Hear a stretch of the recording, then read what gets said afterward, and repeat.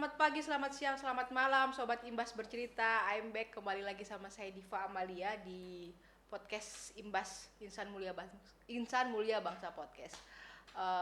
Kali ini saya sama sahabat saya dan by the way jangan capek-capek ya lihat muka saya karena sepertinya ke depan lebih sering muka saya yang muncul di podcast Imbas ini, di Imbas ini. Kenal dulu saya sama sahabat saya sudah kenal karena since day one masuk kuliah saya sudah kenal dia. Tapi teman-teman Imbas kan belum, sobat-sobat Imbas kan belum kenal. Oke, kenal dulu sama sahabat saya. Oke, kenalin nama aku ya. Nama aku Elsa. Sofia sih panjangnya. Dos. Kerjaan. Kerjaan. Udah bawa nemtek nih ibu nih. Oh, sorry. Lupa dilepas ya. Kerjaannya dikasih tahu. Kerjaannya saya dosen, kebetulan dosen di Prodi D4 Perbankan dan Keuangan, Fakultas Vokasi Universitas Erlangga. Ibu dosen di samping saya ini. Kami minum. Aus ya. Lumayan aus aku tadi ngobrol. Ini nih. Kita mau ngomong soal fintech sebetulnya. Saya Diva nih ngajak Elsa datang ke sini tuh kita mau ngomong soal fintech karena ngelihat fenomena fintech cukup marak belakang ini nih. Dan podcast sebelumnya tuh kita ngomong soal perencanaan keuangan dan kita akan sedikit membahas soal fintech di perencanaan keuangan ini. Elsa basicnya memang dosen di perbankan keuangan. Memang cukup bidangnya lah ya, saya bilang itu. Elsa ngelihat fenomena fintech nih kayak gimana sih sampai kayak gini nih, yang melatar belakangi dan lain sebagainya tuh Elsa ngelihat kayak gimana? Sebenarnya fintech itu ada karena mungkin ada revolusi teknologi ya, dari mulai 1.0, 2.0, 3 sampai sekarang 4.0, ditambah lagi sekarang sudah masuk di Society 5.0. Nah, dimana sekarang itu sudah serba digitalisasi, bukan hanya fintech aja untuk financial technology, dan semuanya sekarang apa-apa sudah serba teknologi. Berbasis aplikasi dengan cuma HP Android atau iPhone gitu, semuanya sudah bisa ada. Mau ngapain aja sekarang HP ada di HP semua. Makanya orang sekarang lebih khawatir kalau nggak bawa HP daripada nggak bawa dompet. Betul. Jadi kayak gitu. Karena fintech sendiri bukan fancy-nya, cuma teknologi sendiri memang sekarang semakin maju, akhirnya semakin membuat manusia semakin bergantung dengan teknologi itu sendiri. Jadi poin dasarnya itu sebenarnya teknologinya ya. That's why fintech finansialnya berkembang. Lebih ke kayak gitu ya. Fenomena fintech nih Elsa ngeliat kayak gimana sih? Kita ngomong fintech lebih spesifik ya. Apakah let's say memang kalau kita ngomong karena teknologi yang berkembang, apakah ada latar belakang kebutuhan kah atau latar belakang dimudahkan? Apa-apa kan tinggal tap klik gitu ya. Bahkan menurut saya pribadi ya, saya baru nyoba aplikasi tidak kartu kredit tapi semacam kartu kredit tapi finansial teknologi. Saya juga pengguna, saya baru ngetes nyoba itu. Pinjol, Bu? Bukan pinjol, lebih ke ini nih yang jadi pembahasan saya nih. Sometimes kita ngerasa dimudahkan tapi sometimes juga itu jadi jebakan. Elsa ngelihatnya kayak gimana nih between jebakan dan kebutuhan? Kemarin sih Hima ngomong soal bedakan needs and wants ya. Tapi Elsa ngelihatnya dengan ada tambahan kemudahan teknologi ini gimana Elsa ngelihat? Sebenarnya kemudahan teknologi, kita pilih ngomong dulu nih, teknologi yang ini sebenarnya memang kebutuhannya manusia atau hanya keinginan atau hanya imajinasi awalnya gitu kan. Cuma segala sesuatu inovasi itu pasti berdasarkan dengan kebutuhan manusia. Ya kan. Nah, kebutuhan ini kita ngomongin jenis-jenis fintech sendiri dulu aja. Dari mulai perbankan deh. Core-nya biasanya kalau finance itu kita pasti lihatnya bank atau keuangan dan lainnya. Nah, kalau bank itu kalau kita lihat dulu kita kalau misalnya mau setor uang, transfer gitu kan, yang paling gampang transfer, setor, ambil masih bisa di ATM, gampang. Karena kita masih butuh uang tunai. Atau paling enggak mau ke CS ada keluhan itu kan pasti kita tetap harus ke bank kan. Nah, coba sekarang itu udah nggak butuh, kita nggak perlu ke bank. Ke bank itu cuma kalau memang benar-benar urgent banget masalah, kalau misalnya kita mau ngajuin gitu dan sebagainya yang agak penting dikit ya. Tapi sekarang tinggal sekarang semua di perbankan rata-rata kalau dulu masih ingat teknologi pertama mereka pakai SMS ya banking kan? ya, SMS mobile. Iya. Kemudian masuk internet banking itu kita harus browser dulu. Nah, sekarang kita sudah mulai basicnya adalah pakai aplikasi, pakai yang namanya M-banking atau mobile banking. Nah, di saat satu bank punya revolusi membuat yang namanya mobile banking, akhirnya seluruh bank membuat aplikasi juga yang memudahkan untuk transfer, tinggal klik, tap dan sebagainya, nggak perlu ke bank. Itu untuk yang personal, yang sifatnya personal. Sekarang kalau misalnya ada kendala, contoh paling gampang kayak di UNER nih, kalau pernah ke Mandiri UNER gitu kan, di UNER itu malah di Mandiri UNER-nya udah pelayanan CS itu sekarang sudah pakai mesin. Dan beberapa bank juga sudah melakukan beberapa bank itu juga sudah melakukan itu, di mana pelayanan customer service-nya itu dia sekarang menggunakan mesin. Ganti ATM yang hilang pun sudah cepat, nggak sampai 1 jam, nggak harus ke CS ketemu face to face sama sama Mbak CS-nya gitu, sudah jadi gitu. Jadi kan ada kebutuhan, apalagi mungkin kemarin marak-maraknya yang namanya fintech itu ada saat pandemik. Kerasa banget ya itu. Kerasa banget begitu pandemik, semuanya akhirnya mulai berbondong-bondong buat membuat suatu aplikasi atau semua teknologi yang berbasis digital. Karena apa? Keterbatasan kita untuk keluar gitu kan, apalagi kalau di bank ada jamnya, keuangan dan sebagainya, itu akhirnya semakin banyak teknologi baru, inovasi yang memudahkan manusia untuk nggak pakai kemana-mana, cukup lewat HP kita sudah bisa bertransaksi dan melakukan kegiatan ekonomi selayaknya sebelumnya. Berarti pandemi itu justru jadi cukup titik balik menurut kamu nih, turning point.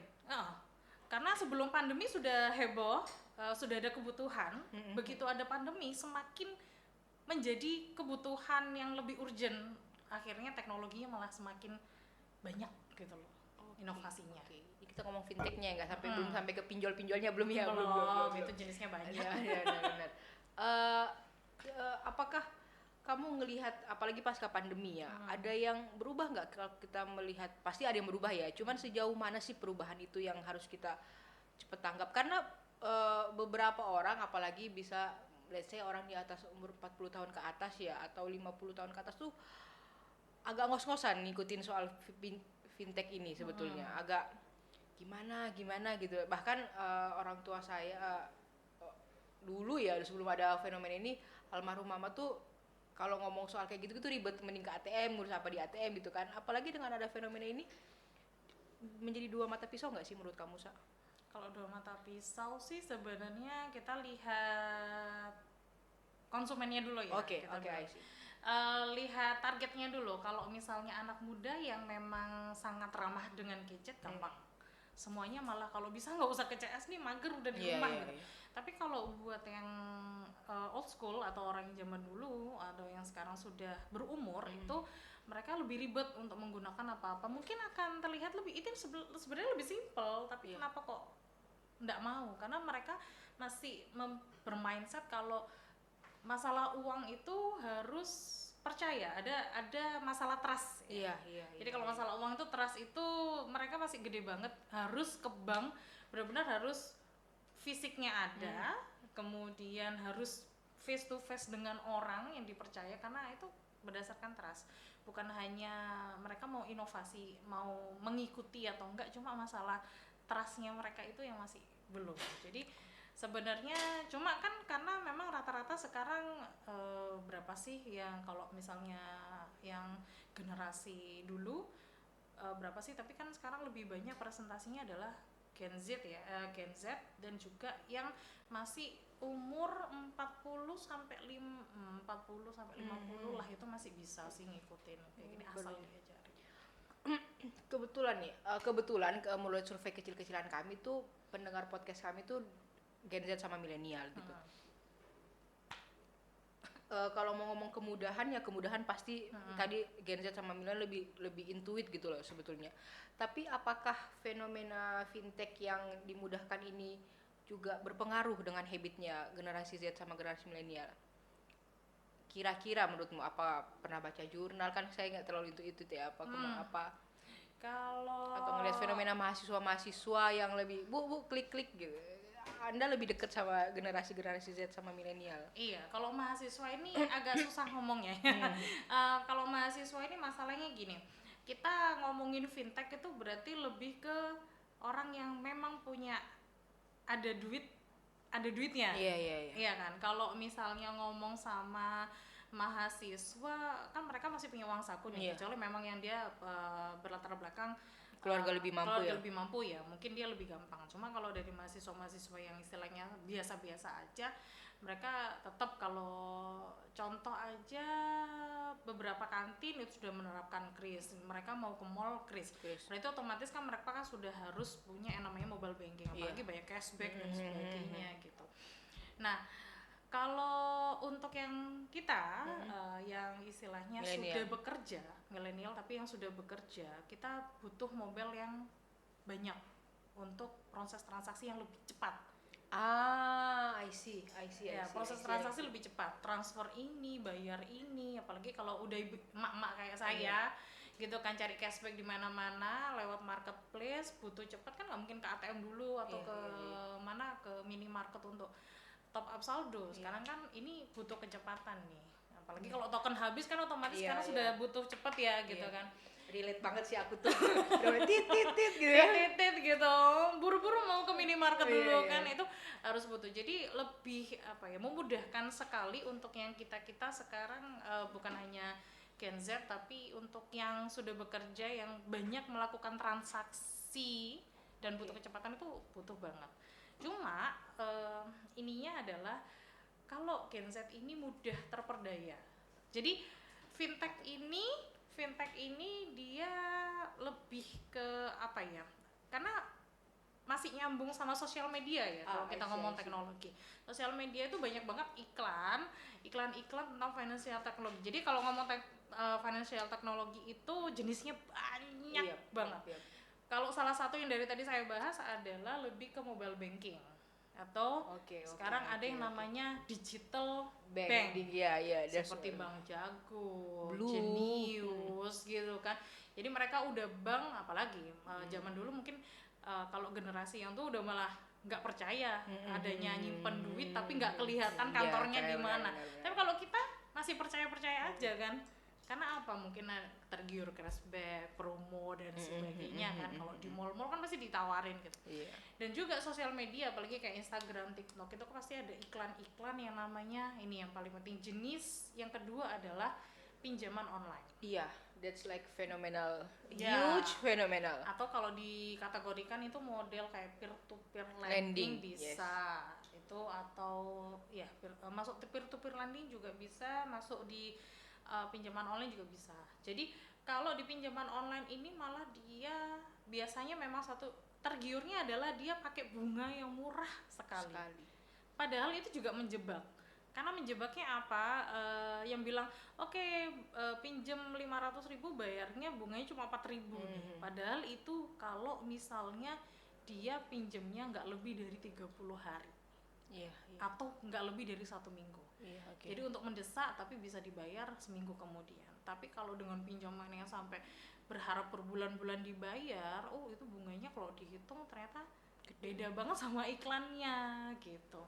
Belum lagi kita menghadapi yang namanya pinjaman online, pinjol-pinjol yang ternyata palsu, ilegal, yang nggak terdaftar di OJK. Jadi ini yang banyak kasus sampai di mana, IPB ya? Di IPB atau di mana guru-gurunya terjerat pinjaman online. Nah, ini edukasi mengenai fintech, khususnya pinjaman online ini yang harus sering digaungkan. Kebetulan di OJK sudah ada edukasinya, termasuk kalau memang mau benar-benar kepepet mau pinjam, itu pastikan kalau aplikasi atau jenis pinjaman online-nya itu sudah terdaftar di OJK. Gitu sih. Kemarin sempat ngomong sama Hima tuh soal needs and wants ya, Elsa ya. Karena kebiasaan panggil Beb, jadi aku bingung. Elsa, jadi apakah fenomena ini tuh justru menaikkan nilai pengen beli nggak sih dengan kemudahan fintech nih? Oh iya. Apalagi sekarang ngerti ada yang namanya pay later ya. Iya. Pay later itu kan masuk fintech walaupun Iya. dia masuknya di aplikasi marketplace kayak Iya. Shopee, Tokopedia. Tapi pay later kan basicnya dia ini finansial dan mereka sama kayak pinjol kan. Jadi Iya. apalagi mereka nggak bisa dicairin, makanya sekarang banyak di Instagram usahanya usaha untuk mencairkan pay later. Karena mereka kan nggak bisa dicairin. Oke. Jadi pay later itu aku minjemin kalau kamu butuh beli barang A, itu nggak bisa dicairin. Nah, bahkan ada yang ini, Aku baru tahu ini ada usaha. iya ada usaha di Shopee itu salah satu ya Shopee gitu. Kalau misalnya pay later biasanya kan sampai 3 juta, 6 juta ya. Kalau 6 juta mau nih aku nyairin karena butuh duit cash untuk dicairin. Jadi modelnya kayak aku order ke kamu padahal nggak ada barangnya. Misalnya kamu penjual, aku pembeli gitu ya. Aku mau nyairin pay letterku 5 juta. Aku udah bilang WA nih sama kamu, ini mau nyairin 5 juta, bikin barang 5 juta, harganya 5 juta. Aku beli nanti sama, kalau aku udah ini transfer pakai payment pakai pay letter, nanti kamu transfer ke rekeningku. Oh, aku baru tahu Kamu fenomena itu. jadi Diva sebagai penjual ada batinya, misalnya dari 5 juta ambil bati 200.000 misalnya gitu. Jadi aku cairin 4.800 gitu. Ada kayak gitu tuh. Aku baru Jadi tahu. semakin diakal-akalin gitu. Ini sedikit curhat ya teman-teman ya. Saya tuh setahun terakhir menimbang-nimbang pakai kartu kredit atau enggak. Cuman karena basic saya anak syariah masih ada kayak begitu. Apakah saya harus pakai atau enggak? Akhirnya saya memutuskan dengan segala pertimbangan. Abis cerita soal kamu yang mobil, yang akhirnya itu tuh kayak iya ya, kebutuhanku apa ya? Memang aku waktu itu lagi butuh banget beli HP and that time. Apa aku minjem? Akhirnya aku memutuskan untuk pakai BPRS Syariah. Di salah satu teman kita juga. Terus aku pakai BPRS Syariah tuh dengan memang kelihatan lebih mahal, at least tapi saya merasa lebih tenang dengan kayak gitu tuh. Dengan Ada hal-hal syariahnya. dengan kesyariahnya tuh ada proses-proses yang saya lebih tenang dan apa ya, sebagai ini curhat sedikit ya teman-teman, sebagai orang ekonomi syariah terus menghadapi dunia nyata dengan segala doktrin, let's say doktrin. Saya selalu bilang doktrin, doktrinnya tuh, tapi di sisi lain saya juga ngerasa dunia tuh tidak sedoktrin itu, gitu kan ya, dengan ngomongin ada yang need and wants. Jadi saya sebagai pengguna finance dan fintech, let's say fintech ya, akhirnya memilih beberapa produk-produk fintech yang masih cocok sama saya. Kayak misalnya saya tidak pakai pay later misalnya karena tidak kebutuhan di situ, tapi saya pakai satu jenis yang mirip kartu kredit tapi tidak kartu kredit. Gimana tuh? Ada inisial yang A yang lagi rame, yang bisa dibelanja di beberapa outlet gitu. Saya pakai itu. Akhirnya saya sempat menggunakan itu sekali. Tapi juga tetap ada kayak kayak gitu. Iya kayak gitu loh. Karena jujur kalau ngomong fintech tuh, kalau kita ngomong basic ilmu kita berdua tuh ada rasa kayak gini ya rasanya ya, gini dan ya. kita pasti selalu menimbang-nimbang fintech ini sesuai syariah nggak sih?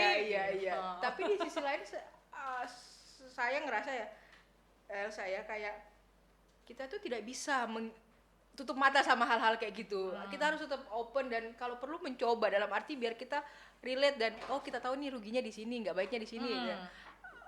Ini sih sedikit curhat teman-teman kalau ngomong finansial teknologi ya, karena saya tuh tipe kalian yang tidak pernah mau punya utang lebih tepatnya sih. Bikin kita kepikiran gitu loh. Dan cenderung menjadi habit. Apakah Elsa melihat dengan ada fintech ini akan menjadi ada habit-habit baru? Ada. Pasti. Dengan adanya nggak usah ngomongin fintech dulu, dengan adanya dulu ada kartu kredit tuh, itu aja udah bikin habit baru, kita sering belanja karena belanja dulu lah, bayarnya akhir bulan. Kalau misalnya pas ini ternyata lebih besar pasangnya daripada tiangnya, gitu kan. Kayak sampai nggak bisa nyicil kartu kredit sebagai pay later itu bentuk ya sama kayak cicilan kartu kredit. Jadi kita belanja check out Shopee, GoPay gitu. Apalagi kalau misalnya GoPay later kan kita pakai modalnya juga cicilan, tapi bentuknya adalah kita transportasi atau GoFood gitu kan, tapi pakai GoPay later gitu kan.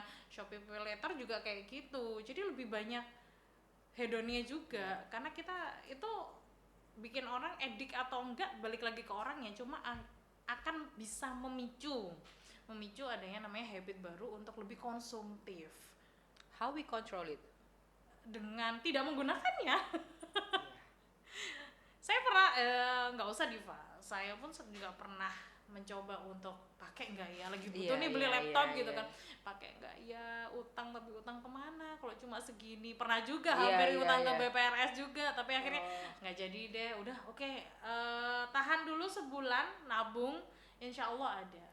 Nah itu yang kemarin Hima ngasih tau ke podcast ini, bilang tahan dulu minimal kalau mungkin dalam satu hari, kalau misal makanan tahan dulu 1 hari atau 2 hari, atau untuk kebutuhan itu tahan dulu seminggu sampai 1 bulan. Apakah you really need it or just wanna gitu loh. Kadang cuma kayak euforia kita begitu kan, kayaknya pengen banget, aduh butuh padahal kalau dibilang butuh kalau kita take a break for while misalnya sehari 2 hari dipikir-pikir lagi, kayaknya ini masih bisa sih bertahan 1 bulan lagi, kayaknya masih bisa, HP kamu masih bisa kok, aku masih belum terlalu ini, jadi kayak kita harus meng-cool down-kan ego kita dulu, emosi kita, baru akhirnya kita cara kontrolnya adalah kontrol diri itu. Oke, tadi itu kita ngomong fintech tuh kayaknya yang jelek-jeleknya aja, bukan yang jelek-jelek, yang not good habit aja ya. Do you think ada good habit nggak dengan fenomena fintech ini? Ada. Kalau jenis fintechnya model investasi pun ada good and bad-nya ya. Tapi ada beberapa kayak equity crowdfunding itu sebenarnya lebih ke good habit from fintech ya. Equity crowdfunding apa kalau teman-teman belum tahu? Equity crowdfunding itu modelnya ada 2. Equity crowdfunding itu modelnya penggalangan dana secara untuk dari banyak orang untuk mendanai sesuatu. Jadi equity crowdfunding. Ada crowdfunding itu ada yang sosial, yang biasa kita lihat itu kita bisa kayak website kitabisa.com atau Kita Peduli apa dan sebagainya. Kebetulan saya juga di NGO juga. Kemudian di beberapa lembaga zakat itu sekarang sudah pakai aplikasi sendiri untuk crowdfunding juga, mengumpulkan dana. Itu untuk sosial. NGO, saya potong. NGO besar tuh, kebetulan saya pernah terlibat di dalam tuh sudah lebih fokus ke digital fundraising sekarang kita ngomongnya. Jadi lebih dulu mereka cuma fokus ke face to face fundraising, sekarang karena pasca pandemi apalagi kerasa banget NGO internasional tuh banyak ke digital marketing, digital fundraising. Jadi nggak cuma digital marketing aja teman-teman ya, ada juga namanya digital fundraising. Betul. Oke, lanjut. Jadi termasuk NGO itu ada crowdfunding. Jadi kalau pendanaan itu sebenarnya ada 2, ada peer to peer lending, beda kayak pinjol ya. Yang kedua ada equity crowdfunding. Bedanya adalah kalau peer to peer lending itu didanai beberapa investor. Modelnya kayak beberapa pendanaan orang yang mau dana, kemudian untuk mendanai pengajuan seseorang yang mau butuh dana untuk usaha. Melalui orang ketiga atau enggak? Melalui perusahaan atau enggak? Enggak, jadi peer to peer lending itu modelnya dia fasilitator. Jadi kamu punya dana, nanti tak salurkan. Kalau di syariah itu mudharabah. Mudharabah ya, benar. Mudharabah. Kayak kayak film startup. Kalau teman-teman milenial Gen Z pasti hafal ya. Korea tuh startup ya, modelnya kita cari investor nih, kita ngajuin proposal. Ini bagus nggak? Ini ROI-nya dan sebagainya bagus atau enggak? Terus investor di ini nih proposal, ada suatu perusahaan yang lagi ngajuin pendanaan. Kira-kira siapa yang mau invest ke perusahaan ini? Itu pendanaan, itu peer to peer lending. Nah, si perusahaan startupnya itulah peer to peer lendingnya. Dia penghubungnya. Han Ji Pyongnya ini ya, yang nonton nggak? Han Ji Pyong kan ininya, investornya, salah satu investor dan salah satu ininya. Si rumah startupnya itu loh yang kalau investornya kan ada sendiri. Nah kalau crowdfunding ini lebih di share aja, model kayak kita bisa.com, cuma itu untuk penggalangan dana sosial atau sosial. Tapi kalau yang ini yaudah di share aja, model kalau di sini ada yang namanya Santara, Bizer, saya gitu, ada yang Investri juga ada. Jadi modelnya kita ngajuin UMKM, Yes. ke pelaku usaha kecil itu boleh ngajuin proposal untuk pendanaan, misalnya boleh ternak, boleh toko apa dan sebagainya. Sudah ada perhitungannya, ditelaah, oh ini kelihatannya bagus, baru akhirnya di share untuk kalangan banyak orang. Jadi kita cukup unduh aplikasinya atau websitenya ya, register dan segala apa namanya KTP dan sebagainya. Kalau sudah, nanti kita mau berapa lot. Nah ini modelnya kayak saham. Jadi kita beli, nanti mau berapa, kita mau danai berapa saham, berapa gitu. Jadi urun dana. Itu modelnya agak hampir sama, mirip-mirip koperasi ya. Iya, Mirip-mirip koperasi tapi digital. Iya, jadi kita danain itu secara, jadi pendanaan tapi secara berjamaah, modelnya kayak gitu. Itu ada bagusnya sih.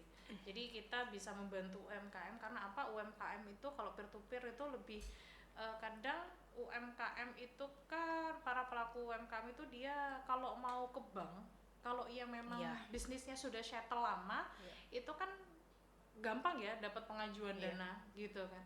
Karena ada, kalau di bank itu kita ada analisis kredit dan sebagainya, panjang prosesnya panjang prosesnya, dan itu bisa ditolak. Tapi kalau di kayak peer to peer tuh mungkin kita tetap ada penilaian, si ininya investor pasti ada penilaian, tapi lebih gampang untuk mengiyakan gitu loh. Karena butuh cepet kan, kadang mereka cuma butuh kompornya rusak, sedangkan besok harus jualan lagi, misalnya kompor 1.500.000, ya modelnya kita harus cepet kan. Kalau 500.000 cuma mau ke bank daripada mereka ke rentenir kan, yang mending adanya peer-to-peer lending atau co-funding ini lebih bisa apa ya, membuat UMKM itu lebih produktif atau lebih mengembangkan. Jadi memang fintech tuh selalu, enggak cuma fintech, selalu ada dua jalan yang harus kita tempuh, baiknya dan buruknya ya menurut saya. Let's say fintech apakah selalu ada kayak gitu ya. Semua teknologi kayak gitu. Oke. Yayasan ini Elsa diberdiriin tahun 2002 kemarin Juli, dan memang fokus kita adalah keterampilan dan pengembangan SDM di jalur non formal, di luar akademis dan lain-lain sebagainya. Apakah Elsa melihat ada fenomena fintech tuh bisa mengembangkan skill-skill tertentu, atau bahkan menurunkan skill-skill tertentu? Misalnya udah males jalan kaki misalnya, atau hal-hal kayak gitu. Elsa ngelihat fenomena fintech ini kayak gimana? Sebenarnya kalau fintech sendiri teknologi ya, kalau basicnya kayak gitu, pengembangan diri dan skill atau soft skill, keterampilan. Sebenarnya fintech ini malah justru membuat orang, ada yang membuat orang malas karena ada kemajuan teknologi. Pastinya ya, bikin orang malas gitu kan, karena apa-apa sudah digantikan oleh teknologi. Belum lagi kalau nanti udah ada sistem AI, robot, malah gitu kan. Jangan dikit-dikit yang kayak film Doraemon tuh akan jadi kenyataan besok. Kameramen saya terancam karena dia anak DKV di situ. Iya kan? Sekarang aja bikin contoh skill tertentu untuk bikin, anggap aja di kafe, desain gitu. Desain dulu pakai ini dan sebagainya. Sekarang udah ada banyak tuh aplikasi desain kayak Canva aja, orang yang nggak bisa desain kayak saya aja akhirnya jadi kayak pro banget bisa desain gitu. Apalagi atau cuma nama untuk bikin logo gitu kan. Kasih aja namanya, dia langsung punya beberapa pilihan desain. Nah, berarti kan seluruh keterampilan ini, misalnya kayak di kafe dan sebagainya kan, berarti harus ada punya keterampilan baru. Growing up.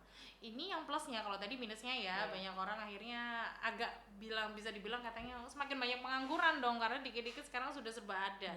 Tapi kan sisi plusnya adalah semakin ada teknologi kan ada peluang pekerjaan baru untuk yang lainnya. Contoh berarti sudah mulai kolaborasi nih. Kalau di vokasi itu kita selalu mendukung adanya namanya kolaborasi. Contoh kalau misalnya saya dari perbankan, berarti gimana caranya biar nggak redup kemakan teknologi? Berarti saya harus kolaborasi dengan orang IT gitu untuk bisa mengembangkan. Berarti kan butuh skill-skill baru. Kemudian ada juga pelatihan-pelatihan gimana sih untuk bisa growing up juga sama teknologi. Jadi dari orang teknik dan sebagainya, kita nggak tahu teknik atau tentang teknologi, kita belajar akhirnya tentang teknologi. gitu. Bikin aplikasi sekarang emang bikin aplikasi mereka basicnya dari IT enggak kan? Kayak Gojek aja basicnya dari mana tuh, Nadine? Vokasi kalau nggak salah. Iya, makanya sekarang kan vokasi lagi berkembang banget karena Nadimnya kan modelnya kalau waktu vokasi. di Amerika kan modelnya kayak lebih ke praktikal kan gitu. Tapi kan tetap yang di hire sama orang IT gitu kan. Akhirnya berkembang pesat, semakin banyak. Nah, modelnya kalau kayak teknologi itu yang bikin dengan adanya salah satu kayak Gojek itu kan termasuk salah satu yang menguntungkan juga dengan adanya IT, tapi dia malah bisa membuka banyak lapangan pekerjaan. Dulu kalau kita lihat ojek, ojek itu cuma ada di pangkalan 3-2 motor doang kan. Sekarang berkeliaran kemana-mana jadi tukang ojek gitu kan. Tapi berkahnya jadi semakin banyak. Jadi teknologi itu ya dua sisi, ada yang menguntungkan, ada yang enggak. Mungkin salah satu tergerus, tapi ada banyak yang terambil. Ada banyak juga yang bisa pekerjaan baru yang bisa di create. Jadi sejauh mana aja kita mau meng-create ya. Oke. Thank you Elsa for coming di podcast kami. Kalau punya last statement nih kira-kira untuk sobat Imbas, kita ngomongin sobat Imbas. Buat sobat Imbas di sana ada last statement atau kata penutup? apapun itu. Iya. Kalau dari saya sendiri sebenarnya teknologi ini jangan dibikin momok ya, atau dibikin tabu. Sebenarnya kita harus lebih melek yang namanya teknologi, apalagi financial teknologi, karena gimana sekarang kita butuh sama yang namanya teknologi. Semakin ini baru 5.0, nanti bisa lagi 6.0 sampai 10.0 mungkin gitu. Okay. Jadi kita selalu harus terus belajar dengan perkembangan teknologi yang sekarang, dan bijaklah dalam mengatur finansial kita gitu kan. Catat, bijak. Mungkin semakin ada kemudahan akan semakin banyak pula pengeluaran yang akan dikeluarkan ya. Jadi kita lebih bijak dalam mengelola keuangan, balik lagi, dan itu berdasarkan diri kita sendiri yang bisa kontrol. Oke, pesan itu Elsa tunjukkan kepada pemirsa podcast Imbas dan khususnya saya. Saya tahu itu khususnya saya. Thank you Elsa for coming di podcast ini. Semoga berkah, semoga jadi ilmu bermanfaat. Kita tunggu di Sobat Imbas berikutnya. Semoga kita bisa kolaborasi dengan kedepannya dengan No Podcast aja. Yes. Thank you. Thank you Elsa. Bye bye Sobat Imbas. Assalamualaikum.